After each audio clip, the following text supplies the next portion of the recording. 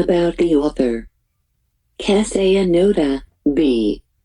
1950, grew up in New Hampshire. As the grandchild of Japanese immigrants, she experienced the culture of the United States as well as the Japanese culture of her grandparents. In her essay, she talks about how both cultures have influenced her character. Essay: Growing Up Asian in America, by Kasaya Noda. Sometimes when I was growing up, my identity seemed to hurtle toward me and paste itself right to my face. I felt that way, encountering the stereotypes of my race perpetuated by non-Japanese people, primarily white, who may or may not have had contact with other Japanese in America. "You don't like cheese, do you?" someone would ask. "I know your people don't like cheese." Sometimes questions came making allusions to history. That was another aspect of the identity. Events that had happened quite apart from the me who stood silent in that moment connected my face with an incomprehensible past. Your parents were in California? Were they in those camps during the war? And sometimes there were phrases or nicknames. Lotus Blossom.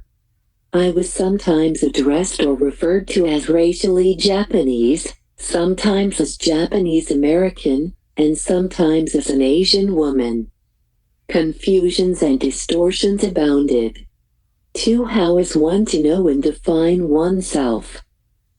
From the inside within a context that is self-defined, from a grounding in a community and a connection with culture and history that are comfortably accepted? Or from the outside in terms of messages received from the media and people who are often ignorant? Even as an adult, I can still see two sides of my face and past. I can see from the inside out, in freedom. And I can see from the outside in, driven by the old voices of childhood and lost in anger and fear. I am racially Japanese. 38. 3A voice from my childhood says, "You are other. You are less than. You are unalterably alien." This voice has its own history. We have indeed been seen as other and alien since the early years of our arrival in the United States. The very first immigrants were welcomed and sought as laborers to replace the dwindling numbers of Chinese, whose influx had been cut off by the Chinese Exclusion Act of 1882. The Japanese fell natural heir to the same anti-Asian prejudice that had arisen against the Chinese. As soon as they began striking for better wages, they were no longer welcomed. For I can see myself today as a person historically defined by law and custom as being forever alien. Being neither free white, nor African, our people in California were deemed aliens, ineligible for citizenship, no matter how long they intended to stay here. Aliens ineligible for citizenship were prohibited from owning, buying, or leasing land. They did not and could not belong here. The voice in me remembers that I am always a Japanese American in the eyes of many. A third-generation German American is an American. A third-generation Japanese American is a Japanese American. Being Japanese means being a danger to the country during the war and knowing how to use chopsticks. I wear this history on my face. I move to the other side. I see a different light and claim a different context. My race is a line that stretches across ocean and time to link me to the shrine where my grandmother was raised. Two high, white banners lift in the wind at the top of the stone steps leading to the shrine. It is time for the summer festival. Black characters are written against the sky as boldly as the clouds, as lightly as kites, as sharply as the big black crows I used to see above the fields in New Hampshire. At festival time there is liquor and food, ritual, discipline, and abandonment. There is music and drunkenness and invocation. There is hope. Another season has come. Another season has gone. 6. I am racially Japanese. I have a certain claim to this crazy place where the prayers intoned by a neighboring Shinto one priest, standing in for my grandmother's nephew who is sick, are drowned out by the rehearsals for the pop singing contest in which most of the villagers will compete later that night. The village elders, the priest, and I stand respectfully upon the immaculate, shining wooden floor of the outer shrine, bowing our heads before the hidden powers. During the patchy intervals when I can hear him, I notice the priest has a stutter. His voice flutters up to my ears only occasionally because 2 men and a woman are singing gustily into a microphone in the compound, testing the sound system. A pre-recorded tape of guitars, samisens, and drums accompanies them. Rock music and Shinto prayers.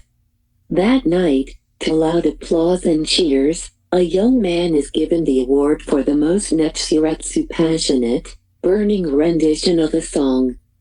We roar our approval of the reward. Never mind that his voice had wandered and slid, now slightly above, now slightly below the given line of the melody. Netshiratsu. Netshiratsu. 7 in the morning, my grandmother's sister kneels at the foot of the stone stairs to offer her morning prayers. She is too crippled to climb the stairs, so each morning she kneels here upon the path. She shuts her eyes for a few seconds, her motions as matter of fact as when she washes rice. I linger longer than she does, so reluctant to leave, savoring the connection I feel with my grandmother in America, the past, and the power that lives and shines in the morning sun. Word connections. Multiple meanings. The author uses the highly connotative word alien to describe how she felt other people viewed her, and how she learned to view herself. Alien, a Middle English word from the Latin term alienus, for stranger or outsider, can be used in several contexts. It can refer to someone who comes from another country.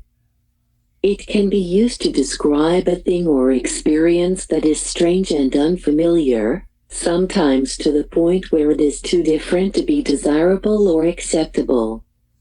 It can even be used to refer to the ultimate other, an extraterrestrial creature. 39.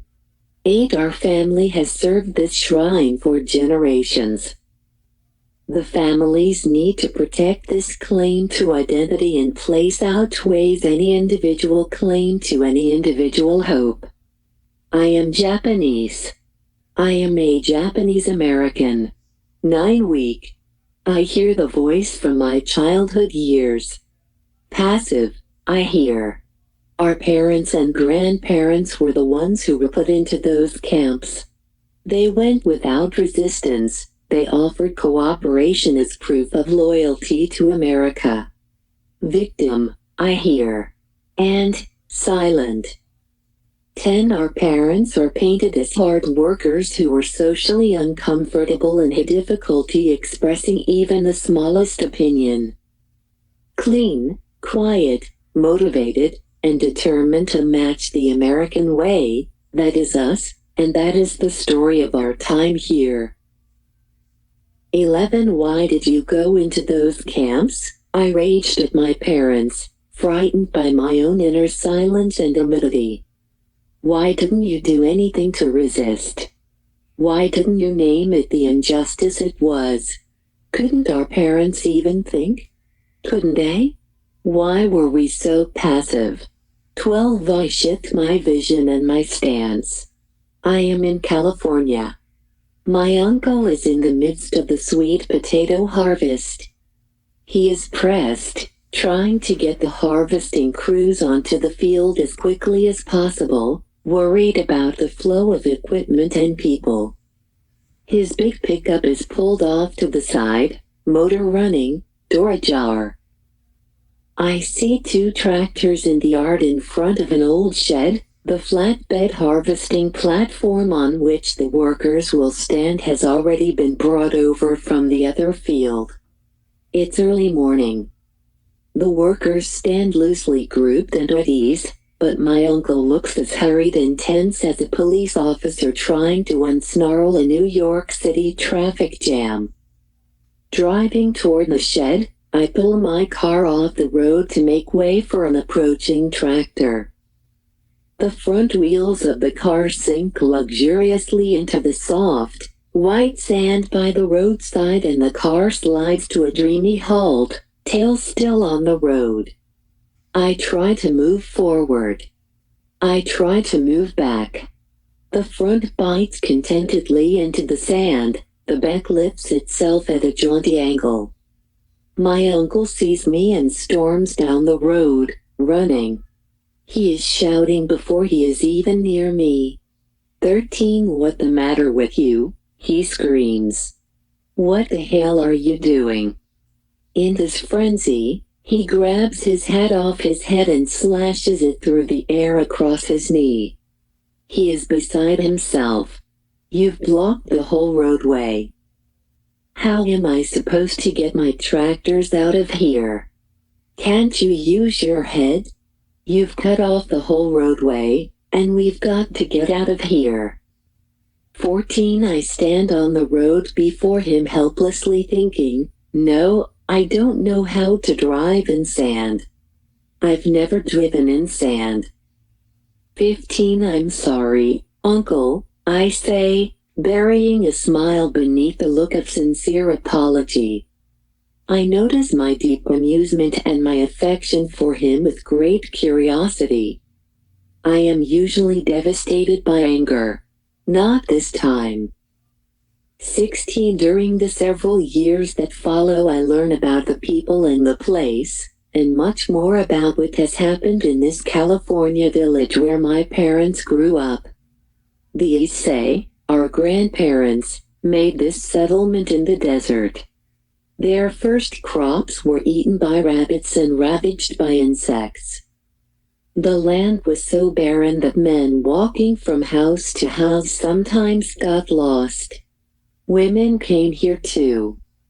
They bore children in 114-degree heat, then carried the babies with them into the fields to nurse when they reached the end of each row of grapes or other truck farm crops. 40. 17, I had no idea what it meant to buy this kind of land and make it grow green. Or how, when the war came, there was no space at all for the subtlety of being who we were, Japanese Americans. Either or was the way. I hadn't understood that people were literally afraid for their lives then, that their money had been frozen in banks, that there was a 5-mile travel limit, that when the early evening curfew came and they were inside their houses, some of them watched helplessly as people they knew went into their barns to steal their belongings. The police were patrolling the road, interested only in violators of curfew. There was no help for them in the face of thievery. I had not been able to imagine before what it must have felt like to be an American, to know absolutely that one is an American and yet to have almost everyone else deny it. Not only deny it, but challenge that identity with machine guns and troops of white American soldiers. In those circumstances it was difficult to say, I'm a Japanese American. American had to do. 18, but now I can say that I am a Japanese American. It means I have a place here in this country, too. I have a place here on the East Coast. where our neighbor is so much a part of our family that my mother never passes her house at night without glancing at the lights to see if she is home and safe, where my parents have hauled hundreds of pounds of rocks from fields and arduously planted Christmas trees and blueberries, lilacs, asparagus, and crab apples, where my father still dreams of angling a stream to a new bed so that he can dig a pond in the field and fill it with water and fish. The neighbors already came for their Christmas tree? He asks in December. Did they like it? Did they like it? 19. I have a place on the West Coast where my relatives still farm, where I heard the stories of feuds and backbiting, and where I saw that people survived and flourished because fundamentally they trusted and relied upon one another. A death in the family is not just a death in a family, it is a death in the community. I saw people help each other with money, materials, labor, attention, and time. I saw men gather once a year, without fail, to clean the grounds of a 90-year-old woman who had helped the community before, during, and after the war. I saw her remembering them with birthday cards sent to each of their children. 20. I come from a people with a long memory and a distinctive grace. We live our thanks. And we are Americans. Japanese Americans. Period. Traditional religion of Japan. Second.